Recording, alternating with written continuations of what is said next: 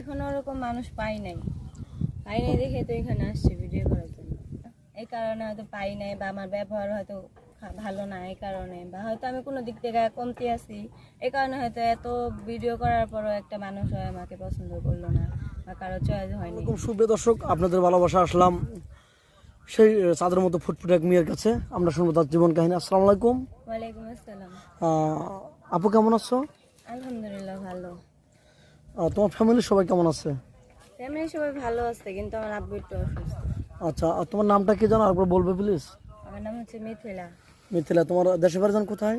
ঠাকুরগা। ঠাকুরগাঁও। আমার প্রশ্ন করার উদ্দেশ্য হচ্ছে, তোমাকে তো চিনি, দর্শক যে নতুন দর্শক আছে তারা তো জানার একটু বিষয় আছে, জন্য প্রশ্ন করলাম। এখন তুমি কি করছো? বর্তমানে আমি কিছুই করি না, আমি বাড়িতেই থাকি। আচ্ছা, তোমার আব্বু অসুস্থ আসলে দীর্ঘদিন, এখনো অসুস্থ হয়ে আছে না? ঠিক তো হয়নি? না, ঠিক হয়নি, মানে হয়েছে, মানে মোটামুটি